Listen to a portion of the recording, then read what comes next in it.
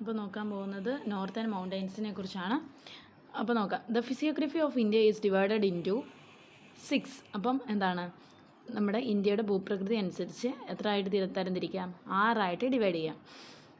ഏതൊക്കെയാണ്? Northern mountains, northern great plains, peninsular plateau, coastal plains, islands, deserts. അപ്പോൾ ഇന്ത്യയുടെ ഭൂപ്രകൃതി അനുസരിച്ച് നമുക്ക് എത്ര ആയിട്ട് ക്ലാസിഫൈ ചെയ്യാം? 6 ആയിട്ട്. ഇന്ത്യയുടെ ഭൂപ്രകൃതി എത്ര ആയിട്ട്? 6 ആയിട്ട് ക്ലാസിഫൈ ചെയ്യാം. നോർത്തേൺ മൗണ്ടെയ്ൻസ് എന്ന് പറയുമ്പോൾ ഉത്തരം പർവ്വത മേഖല, നോർത്തേൺ ഗ്രേറ്റ് പ്ലെയിൻസ് എന്ന് പറഞ്ഞാൽ ഉത്തരമഹാസമതലം, പെനിൻസുലർ പ്ലേറ്റ്യൂ എന്ന് പറഞ്ഞാൽ ഉപദ്വീപീയ പീഠഭൂമി, കോസ്റ്റൽ പ്ലെയിൻസ് എന്ന് പറയുമ്പോൾ തീരദേശങ്ങൾ, ഐലൻഡ്സ് ദ്വീപുകൾ, ഡെസേർട്ട്സ് മരുഭൂമികൾ. അങ്ങനെ 6 ആയിട്ടാണ് തരംതിരിക്കുന്നത് ഇന്ത്യയുടെ ഭൂപ്രകൃതിയെ. അപ്പം അടുത്ത നമുക്ക് നോക്കാം. Major classification of northern mountains. Northern മൗണ്ടെയ്ൻസിൻ്റെ മേജർ ക്ലാസിഫിക്കേഷനാണ് നമ്മൾ പറയുന്നത്. അപ്പം എന്താണ്, ഈ പർവ്വതനിര അല്ലെങ്കിൽ ഉത്തരപർവ്വതങ്ങളെ എത്ര ആയിട്ട് 3 ബേസിസിലാണ് ക്ലാസിഫൈ ചെയ്യുന്നത്. അതായത് ബേസ്ഡ് ഓൺ മൗണ്ടെയിൻ റേഞ്ചസിന് ബേസിൽ ക്ലാസിഫൈ ചെയ്യുന്നുണ്ട്. റിവേഴ്സ് ക്രോസിംഗ് ഹിമാലയാസ്, എന്താണ്, ഹിമാലയത്തെ മുറിച്ച് കിടക്കുന്ന നദികളുടെ ബേസിസിൽ ക്ലാസിഫൈ ചെയ്യുന്നുണ്ട്. റീജിയണൽ ക്ലാസിഫിക്കേഷനും ഉണ്ട്. അപ്പോൾ based on mountain ranges, based on rivers crossing Himalayas, regional classifications. അപ്പോൾ നമുക്ക് നോക്കാം. ബേസ്ഡ് ഓൺ മൗണ്ടെയിൻ റേഞ്ചസിൻ്റെ ബേസിൽ 3 ആയിട്ടാണ് ക്ലാസിഫൈ ചെയ്യുന്നത്. Trans Himalayas, Purvachal or eastern Himalayas. അപ്പോൾ ട്രാൻസ് ഹിമാലയാസ്, പൂർവാചൽ, അല്ലെങ്കിൽ അതിനെ പൂർവാചലിനെ നമ്മൾ ഈസ്റ്റേൺ ഹിൽസ് എന്നും പറയുന്നുണ്ട്. അപ്പോൾ ബേസ്ഡ് ഓൺ മൗണ്ടെയിൻ റേഞ്ചസ് 3 ആയിട്ട് ക്ലാസിഫൈ ചെയ്യുന്നു. Trans Himalayas, eastern hills or Purvachal. ഇനി ബേസ്ഡ് ഓൺ റിവേഴ്സിനെ അനുസരിച്ച് ഏതൊക്കെയാണ്? പഞ്ചാബ് ഹിമാലയാസ്, കുമേൺ, നേപ്പാൾ, ആസം. അപ്പം പഞ്ചാബ് ഹിമാലയാസ്, കുമേൺ ഹിമാലയാസ്, നേപ്പാൾ ഹിമാലയ, ആസം ഹിമാലയാസ്. അപ്പം 4 ആയിട്ടാണ് ബേസ്ഡ് ഓൺ റിവേഴ്സിൻ്റെ അടിസ്ഥാനത്തിൽ ക്ലാസിഫൈ ചെയ്യുന്നത്. ഇനി റീജിയണൽ ക്ലാസിഫിക്കേഷൻ എന്ന് പറയുമ്പോൾ 5 ആയിട്ടാണ്. Kashmir Himalayas or northern west Himalayas, Himachal Uttarakhand Himalayas, Sikkim Darjeeling Himalayas, Arunachal Himalayas, eastern hills or eastern hills and mountain ranges. അപ്പോൾ 5 ആയിട്ടാണ്. ഏതൊക്കെയാണ് റീജിയണൽ ക്ലാസിഫിക്കേഷൻ വരുമ്പോഴത്തേനും? ഏതൊക്കെയാണ്? കാശ്മീർ ഹിമാലയാസ്, അതിനെ തന്നെ നമ്മൾ കാശ്മീർ ഹിമാലയത്തിന് തന്നെ നമ്മൾ നോർത്ത് വെസ്റ്റേൺ ഹിമാലയാസ് എന്നും പറയുന്നുണ്ട്. ഹിമാചൽ ഉത്തരാഖണ്ഡ് ഹിമാലയാസ് ഉണ്ട് രണ്ടാമത്തത്. മൂന്നാമത്തേതാണ് സിക്കിം ഡാർജിലിംഗ് ഹിമാലയാസ്. 4മത്തെ അരുണാചൽ ഹിമാലയാസ്. 5മത്തത് ഈസ്റ്റേൺ ഹിൽസ് ആൻഡ് മൗണ്ടെയിൻസ്. അപ്പോൾ നമുക്ക് ഒന്നും കൂടെ നോക്കാം. നോർത്തേൺ മൗണ്ടെയിൻസിനെ കുറിച്ചാണ് നമ്മൾ പറഞ്ഞത്. അപ്പോൾ ഇന്ത്യയുടെ ഭൂപ്രകൃതി എത്രയായിട്ട് ക്ലാസിഫൈ ചെയ്യുന്നുണ്ട്, എത്രയായിട്ട് ഡിവൈഡ് ചെയ്യുന്നുണ്ട്? 6 ആയിട്ട്. നോർത്തേൺ മൗണ്ടെയിൻസ് ഉത്തരപർവ്വത മേഖല, നോർത്തേൺ ഗ്രേറ്റ് പ്ലെയിൻസ് ഉത്തരമഹാസമതലം, പെനിൻസുലർ പ്ലേറ്റ്യൂ ഉപദ്വീപീയ പീഠഭൂമി, കോസ്റ്റൽ പ്ലെയിൻസ് തീരദേശങ്ങൾ, ഐലൻഡ്സ് ദ്വീപുകൾ, ഡെസേർട്ട്സ് മരുഭൂമികൾ. ഇനി നമ്മൾ പറഞ്ഞത് എന്താണ്? നോർത്തേൺ മൗണ്ടെയിൻസിന് തന്നെ മേജർ ക്ലാസിഫിക്കേഷൻസ് ഉണ്ട്. എന്തിൻ്റെയൊക്കെ ബേസിസിലാണ്? മൗണ്ടെയിൻ റേഞ്ചിൻ്റെ ബേസിസിലും, എന്താണ്, റിവേഴ്സ് ക്രോസിംഗ് ഹിമാലയാസിൻ്റെ ബേസിസിലും, റീജിയണൽ ക്ലാസിഫിക്കേഷൻ്റെ ബേസിസിലും എന്താണ് ഇനിയും ക്ലാസിഫൈ ചെയ്യുന്നുണ്ട് നോർത്തേൺ മൗണ്ടെയിനെ. അതാണ് നമ്മൾ പറഞ്ഞത്. എന്ത്? മൗണ്ടെയിൻ റേഞ്ചിൻ്റെ ബേസിലാണെങ്കിൽ ബേസ്ഡ് ഓൺ മൗണ്ടെയിൻ റേഞ്ചസ് ഏതൊക്കെയാണ് വരുന്നത് ക്ലാസിഫിക്കേഷൻ? ട്രാൻസ് ഹിമാലയാസ്, പൂർവാചൽ അല്ലെങ്കിൽ ഈസ്റ്റേൺ ഹിൽസ് എന്ന് പറയും. ഇനി റിവറിൻ്റെ ബേസിസിലാണെങ്കിൽ എന്തൊക്കെയാണ്? പഞ്ചാബ് ഹിമാലയാസ്, കുമേൺ, നേപ്പാൾ, അസം. 4 ആയിട്ടാണ് എന്താണ് ഡിവൈഡ് ചെയ്തിരിക്കുന്നത്. ഇനി റീജിയണൽ ക്ലാസിഫിക്കേഷൻ 5 ആയിട്ടാണ്. കാശ്മീർ ഹിമാലയാസ് അല്ലെങ്കിൽ north western Himalayas, Himachal Uttarakhand Himalayas രണ്ടാമത്തത്. മൂന്നാമത്തത് Sikkim Darjeeling Himalayas.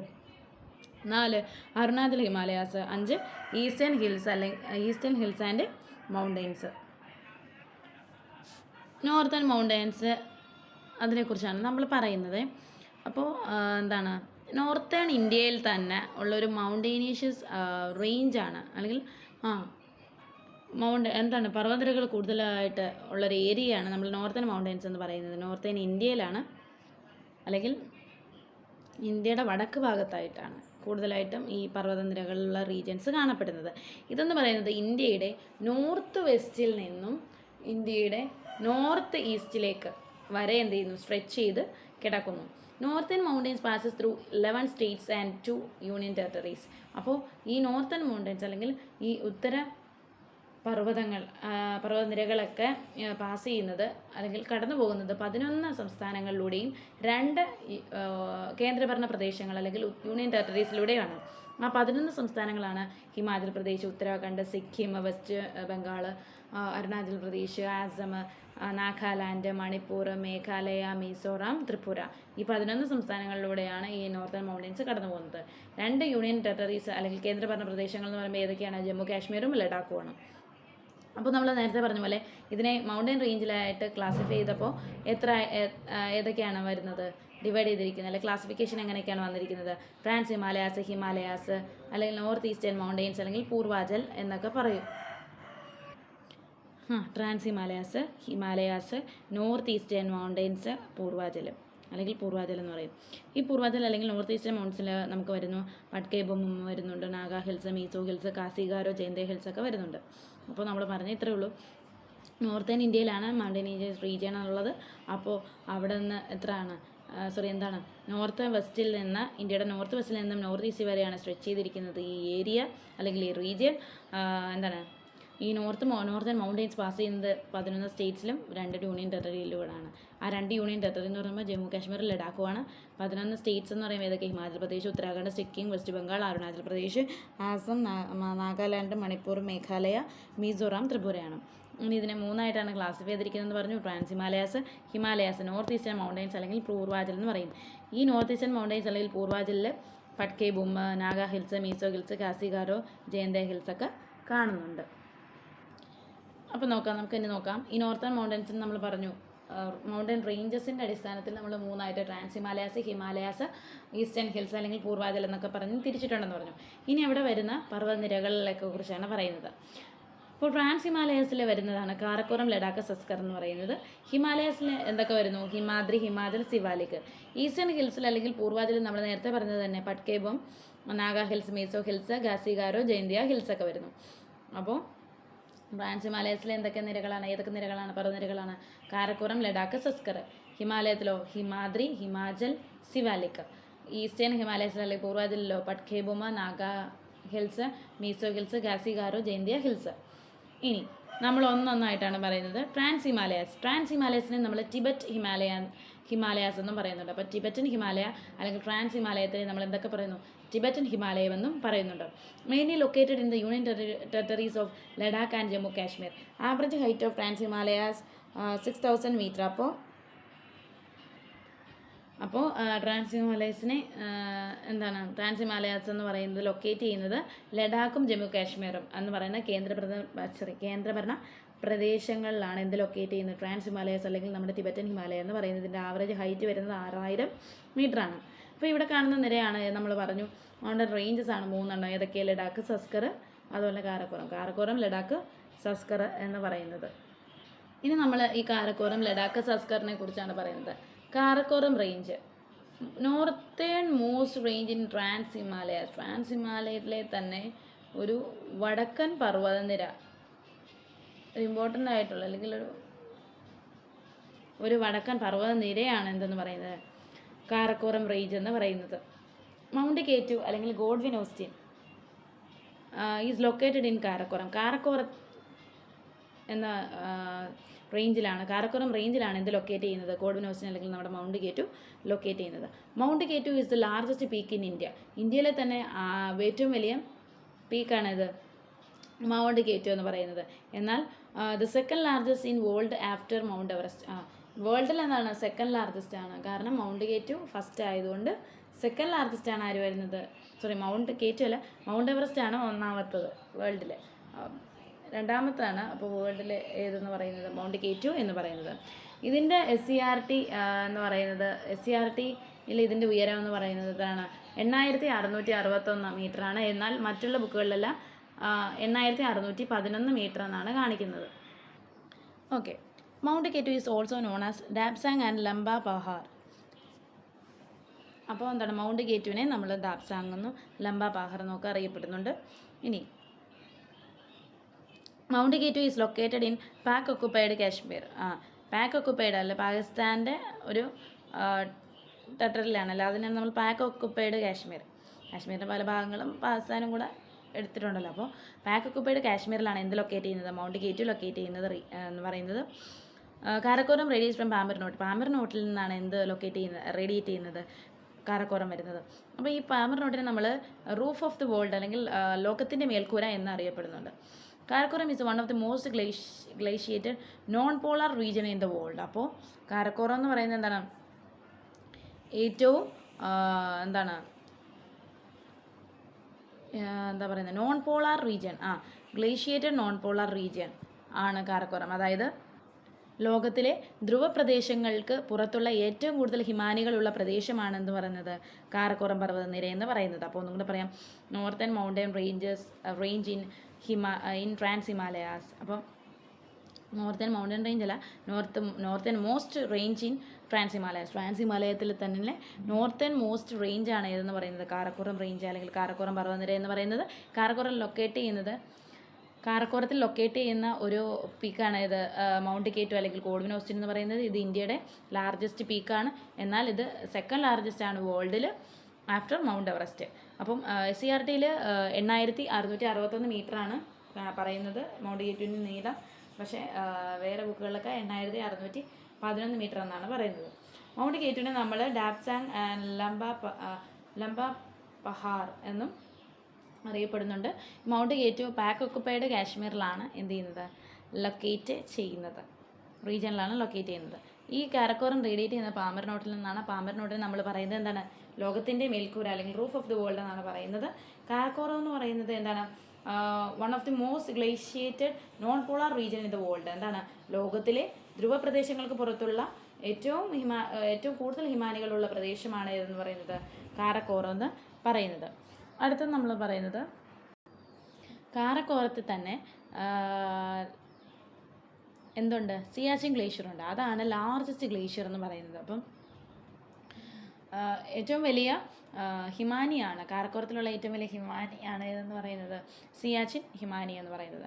Siachen glacier is the second largest non polar glacier in the world. അപ്പം രണ്ടാമത്തെ ലാർജസ്റ്റ് അല്ല, ലോങ്ങസ്റ്റ്. അപ്പോൾ second longest non polar glacier എന്ന് പറയുന്നത്, ലോകത്തിലെ second longest non polar glacier ആണ് ഏതെന്ന് പറയുന്നത് സിയാച്ചിൻ ഗ്ലേഷ്യർ എന്ന് പറയുന്നത്. ഫസ്റ്റ് അപ്പോൾ ഏതാണ്, first longest non polar glacier in the world എന്ന് നമ്മൾ അറിയപ്പെടുന്നത് ഫെഡ്ചെൻകോ ആണ്. അപ്പോൾ Siachen glacier is the second longest non polar glacier in the world ആണ്. ഫസ്റ്റ് ഫെഡ്ചെൻകോ ആണ്. Siachen is the largest glacier in India. ഇന്ത്യയിലെ ലാർജസ്റ്റ് ഗ്ലേഷ്യർ ആണ് സിയാച്ചിൻ എന്ന് പറയുന്നത്. The highest battle ground on earth is located in Siachen. അപ്പോൾ യുദ്ധഭൂമി, ഏറ്റവും ഉയരത്തിൽ ഉള്ള യുദ്ധഭൂമി എവിടെയാണ് ലൊക്കേറ്റ് ചെയ്യുന്നത് ചോദിച്ചാൽ ഈ സിയാച്ചിനിലാണ്. സിയാച്ചിൻ എന്ന് പറയുന്നത് നമ്മുടെ ലഡാക്ക് എന്ന് പറഞ്ഞ ആ കേന്ദ്രഭരണ പ്രദേശത്താണ് എന്ത് ലൊക്കേറ്റ് ചെയ്യുന്നത്. സിയാച്ചിൻ എന്ന് പറയുന്നതിൻ്റെ അർത്ഥം പ്ലെൻറ്റി ഓഫ് റോസസ്, ധാരാളം റോസാപ്പൂക്കളിൽ നിന്ന് അല്ലെങ്കിൽ റോസാപ്പൂക്കളുടെ നാട് എന്നൊക്കെ സിയാച്ചിൻ അറിയപ്പെടുന്നു. അതുപോലെ തന്നെ സിയാച്ചിനെ നമ്മൾ തേർഡ് പോൾ ഓഫ് എർത്തിൻ്റെ തേർഡ് പോൾ എന്നും വിളിക്കാറുണ്ട്. Indira Col lies on the north of Siachen. സിയാച്ചിൻ്റെ വടക്കായിട്ടാണ് ഇന്ദിരാകോൾ ലൈ ചെയ്തിരിക്കുന്നത് അല്ലെങ്കിൽ സ്ഥിതി ചെയ്യുന്നത്. സിയാച്ചിനിൽ നിന്ന് ഒറിജിനേറ്റ് ചെയ്യുന്ന റിവറാണ് നൂബ്ര. ഈ നൂബ്ര എന്ന് പറയുന്ന ഷ്യോക്ക് നദിയുടെ ട്രിബ്യൂട്ടറി ആണ്. എന്നിട്ട് എന്ത് ചെയ്യുന്നു, ഇൻഡസ് റിവറുമായിട്ട് ഫൈനലി എന്ത് ചെയ്യുന്നത്, മെർജ് ചെയ്യുന്നു. അപ്പോൾ സിയാച്ചിൻ ഗ്ലേഷ്യർ എന്ന് പറയുന്നത് ലാർജസ്റ്റ് ഗ്ലേഷ്യർ ആണ്, അത് കാരക്കോറത്തിലാണ്. ഈ സിയാച്ചിൻ ഗ്ലേഷ്യർ എന്ന് പറയുന്നത് second longest non polar glacier in the world. ലോകത്തിലെ ധ്രുവപ്രദേശങ്ങൾ പുറത്തുള്ള രണ്ടാമത്തെ നീളം കൂടിയ ഹിമാനിയാണ് സിയാച്ചിൻ എന്ന് പറയുന്നത്. അപ്പോൾ ആദ്യത്തെ ഹിമാനി ഏതായിരിക്കും, നോൺ പോളാർ ഗ്ലേഷ്യർ, ധ്രുവപ്രദേശങ്ങൾക്ക് പുറത്തുള്ള ഒരു ഹിമാനി. ആദ്യത്തേത് ഏതാണെന്ന് ചോദിച്ചാൽ ലോങ്ങസ്റ്റ് ആയിട്ടുള്ള ആദ്യത്തെ ഏതാണെന്ന് ചോദിച്ചാൽ ഫെഡ്ചെൻകോ ആണ്. എന്നാൽ രണ്ടാമത്തേത് ഏതാണെന്ന് ചോദിച്ചാൽ എന്ത് പറയും, സിയാച്ചിൻ ഗ്ലേഷ്യർ എന്ന് പറയും. Siachen is the largest glacier in India. ഇന്ത്യയിലെ ലാർജസ്റ്റ് ഗ്ലേഷ്യർ ആണ് സിയാച്ചിൻ എന്ന് പറയുന്നത്. The highest battle ground on earth is located in Siachen. സിയാച്ചിനിലാണ് എന്ത് ലൊക്കേറ്റ് ചെയ്യുന്നത്, ഉയരം കൂടിയ ഒരു യുദ്ധഭൂമി സ്ഥിതി ചെയ്യുന്നത് സിയാച്ചിനിലാണ്. ഈ സിയാച്ചിൻ എന്ന് പറയുന്നത് ലൊക്കേറ്റ് ചെയ്യുന്നത് കേന്ദ്രഭരണ പ്രദേശമായിട്ടുള്ള ലഡാക്കിലാണ്. സിയാച്ചിൻ അർത്ഥം എന്താണ്, പ്ലെൻറ്റി ഓഫ് റോസസ് എന്നാണ്. സിയാച്ചിനെ നമ്മൾ എന്തെന്ന് വിളിക്കുന്നത്, തേർഡ് പോൾ ഓഫ് എർത്ത് എന്നും പറയുന്നുണ്ട്. ഇന്ദിരാകോൾ ലൈ ചെയ്യുന്നത് ഈ സിയാച്ചിൻ്റെ വടക്കായിട്ടാണ്. സിയാച്ചിൽ നിന്ന് ഉത്ഭവിക്കുന്ന അല്ലെങ്കിൽ ഒറിജിനേറ്റ് ചെയ്യുന്ന റിവറാണ് നൂബ്ര എന്ന് പറയുന്നത്. നൂബ്ര എന്ന് പറയുന്നത് ആരുടെ ട്രിബ്യൂട്ടറിയാണ്, ഷ്യോക്ക് റിവറിൻ്റെ ട്രിബ്യൂട്ടറിയാണ്. അതെന്ത് ചെയ്യുന്നു, ഫൈനലി എന്ത് ചെയ്യുന്നത്, ആരുമായിട്ട് മെർജ് ചെയ്യുന്നു, ഇൻഡസ് റിവറുമായിട്ട് മെർജ് ചെയ്യുന്നു. അടുത്തത് extension of Karakoram to Tibet is called as Kailash range. അപ്പം കാരക്കോറത്തിൽ നിന്ന് ടിബറ്റ് വരെയുള്ള ആ എക്സ്റ്റൻഷനെ നമ്മൾ എന്തെന്ന് അറിയപ്പെടുന്നു? കൈലാഷ് റേഞ്ച് എന്നാണ് അറിയപ്പെടുന്നത്. Manasarovar lake is located near Kailash range. Kailash റേഞ്ചിനടുത്താണ് എന്ത് ലൊക്കേറ്റ് ചെയ്യുന്നത്? മാനസറോവർ ലേക്ക് ലൊക്കേറ്റ് ചെയ്യുന്നത്. അപ്പോൾ ഈ കൈലാഷ് റേഞ്ച് എന്ന് പറയുന്നത് എന്താണ്? കാരക്കോറം തൊട്ട് ടിബറ്റ് വരെയുള്ള ഒരു എക്സ്റ്റൻഷനെയാണ് നമ്മൾ ഈ കൈലാഷ് റേഞ്ച് എന്നൊക്കെ പറയുന്നത്. ഈ റേഞ്ചിനടുത്തായിട്ടാണ് മാനസറോവർ ലേക്ക് ലൊക്കേറ്റ് ചെയ്യുന്നത്. അപ്പോൾ rivers such as Indus, Brahmaputra, Sutlej are originating near Kailash river. അപ്പോൾ റിവേഴ്സ് ആയിട്ടുള്ള ഇൻഡസ് അല്ലെങ്കിൽ സിന്ധു, ബ്രഹ്മപുത്ര, സത്ലജ് എന്നുള്ളതെല്ലാം ഒറിജിനേറ്റ് ചെയ്യുന്നത് ഈ കൈലാഷ് റേഞ്ചിൻ്റെ അടുത്ത് നിന്നാണ്.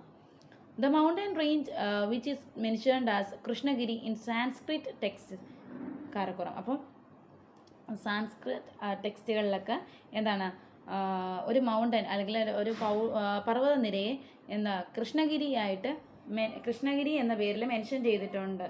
അപ്പോൾ അതാണ് എന്താ, അപ്പോൾ സംസ്കൃത ടെക്സ്റ്റുകളിലെല്ലാം എന്താണ് ഒരു പർവ്വതനിരയെ കൃഷ്ണഗിരി എന്ന പേരിൽ മെൻഷൻ ചെയ്യുന്നുണ്ട്. അത് കാരക്കോറമാണ്. അപ്പോൾ കാരക്കോറം തൊട്ട് ടിബറ്റ് വരെയുള്ള എക്സ്റ്റൻഷനെ കൈലാഷ് റേഞ്ച് എന്ന് പറയുന്നു. അവിടെ നിന്നാണ് അതിനടുത്താണ് എന്ത് ലൊക്കേറ്റ്, ഈ കൈലാഷ് റേഞ്ചിനടുത്താണ് എന്ത് ലൊക്കേറ്റ് ചെയ്യുന്നത്? അപ്പോൾ മാനസരോവർ ലേക്ക് ഇവിടെ ലൊക്കേറ്റ് ചെയ്യുന്നു, ഈ കൈലാഷ് റേഞ്ചിൻ്റെ അടുത്ത് ലൊക്കേറ്റ് ചെയ്യുന്നു.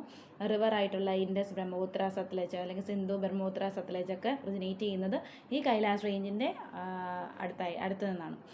ഇവിടെ നമ്മൾ പറഞ്ഞത് എന്താണ്? സംസ്കൃത പുസ്തകങ്ങളിലെല്ലാം ഈ പുസ്തകങ്ങളിൽ ഒരു മൗണ്ടൻ റേഞ്ചിനെ കൃഷ്ണഗിരി എന്ന പേരിൽ, അല്ലെങ്കിൽ ഒരു പർവ്വതനിരയെ കൃഷ്ണഗിരി എന്ന പേരിൽ മെൻഷൻ ചെയ്തിട്ടുണ്ട്.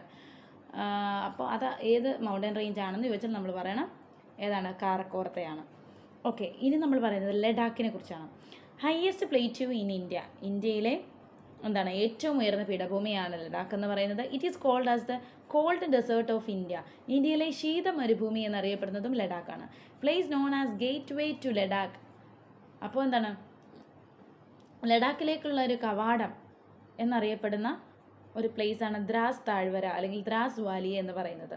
Dras is the most coldest inhabited place in India. അപ്പം ഇന്ത്യയിലെ ഏറ്റവും തണുപ്പുള്ള ജനവാസ പ്രദേശമാണ് എന്ന് പറയുന്നത് ദ്രാസ് എന്ന് പറയുന്നത്. Indus river flows in between Ladakh range and Zanskar range.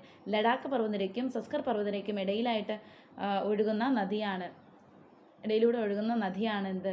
Sindhu നദി എന്ന് പറയുന്നത്. അപ്പോൾ ലഡാക്ക് എന്ന് പറയുന്നത് ഹയസ്റ്റ് പ്ലേറ്റ്യൂ ഇൻ ഇന്ത്യ, ഇന്ത്യയിലെ ഏറ്റവും ഉയർന്ന പീഠഭൂമിയാണ്. കോൾഡ് ഡെസേർട്ട് ഓഫ് ഇന്ത്യ എന്നറിയപ്പെടുന്നു. അതായത് എന്താണ്? ശീതമരുഭൂമി, ഇന്ത്യയിലെ ശീതമരുഭൂമി എന്നറിയപ്പെടുന്നു. ലഡാക്കിൻ്റെ കവാടം എന്നറിയപ്പെടുന്ന സ്ഥലമാണ് ദ്രാസ് താഴ്വര അല്ലെങ്കിൽ ദ്രാസ് വാലി എന്ന് പറയുന്നത്. ഈ ദ്രാസ് എന്ന് പറയുന്നത് എന്താണ്? ഇന്ത്യയിലെ ഏറ്റവും തണുപ്പുള്ള ഒരു ജനവാസ പ്രദേശമാണ്. അതുപോലെ തന്നെ ഈ ലഡാക്ക് പർവ്വതനിരയ്ക്കും സസ്കർ പർവ്വതനിരയ്ക്കും ഇടയിലൂടെ ഒഴുകുന്ന നദിയാണ് നമ്മുടെ സിന്ധു നദി എന്ന് പറയുന്നത്. The most important pass in Ladakh range. Ladakh റേഞ്ചിൽ ലഡാക്ക് റേഞ്ച് അല്ലെങ്കിൽ ലഡാക്ക് പർവ്വതനിരയിലെ ഏറ്റവും പ്രധാനപ്പെട്ട ചുരമാണ് ഇത് കർദുംഗ്ല പാസ് എന്ന് പറയുന്നത്. ഇത് എന്തിനെ തമ്മിലാണ് ബന്ധിപ്പിക്കുന്നത്? ലേയിൽ നിന്ന് അല്ലെങ്കിൽ ലേയെയും സിയാച്ചിനെയും ബന്ധിപ്പിക്കുന്ന ഒരു പാസ്സാണ് അല്ലെങ്കിൽ ഒരു ചുരമാണ് ഇതെന്ന് പറയുന്നത്. കണക്ട് ചെയ്യുന്ന ചുരം ഏതാണ്? കർദുംഗ്ല പാസ് എന്ന് പറയുന്നു. ഈ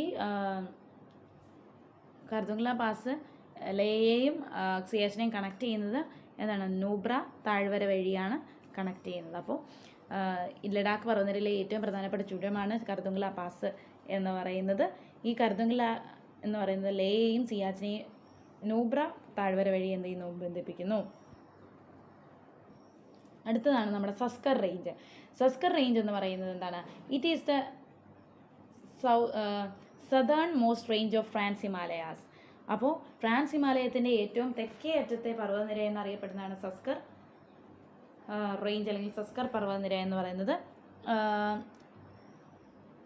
ഈ സസ്കർ പർവ്വതനിരയിലാണ് ദ്രാസ് ലൊക്കേറ്റ് ചെയ്യുന്നത്. അപ്പം സസ്കർ റേഞ്ചിലാണ് എന്ത് കാണപ്പെടുന്നത്? ദ്രാസ് കാണപ്പെടുന്നത്. ഫോർട്ടുല pass is located in Zanskar range. അതുപോലെ തന്നെ ഫോർട്ടുല ചുരം സസ്കർ പർവ്വതനിരയിലാണ്. ഫോർട്ടുല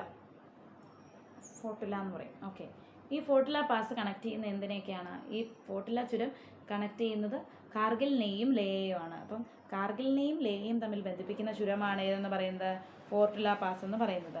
ഇത് സസ്കർ റേഞ്ചിലാണ് ഈ ഫോർട്ട്ല പാസ് ലൊക്കേറ്റ് ചെയ്തത്. അതുപോലെ തന്നെ സസ്കർ പർവ്വതനിരയിൽ കാണപ്പെടുന്ന അല്ലെങ്കിൽ ലൊക്കേറ്റ് ചെയ്യുന്ന മറ്റൊരു ഇതാണെന്ത് ദ്രാസ് വാലി എന്ന് പറയുന്നത്.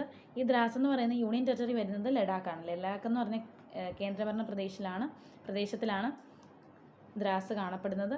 സസ്കർ റേഞ്ചിൽ തന്നെയാണ്. ഇനി ഫോർട്ട്ല പാസ് കണക്ട് ചെയ്യുന്നത് കാർഗിലിനെയും ലേയുമാണ്. ട്രാൻസ് ഹിമാലയത്തിൽ ഏറ്റവും തെക്കറ്റത്തെയുള്ള പർവ്വതനിരയാണ് ഇതെന്ന് പറയുന്നത് സസ്കർ റേഞ്ച് എന്ന് പറയുന്നത്. ഓക്കെ.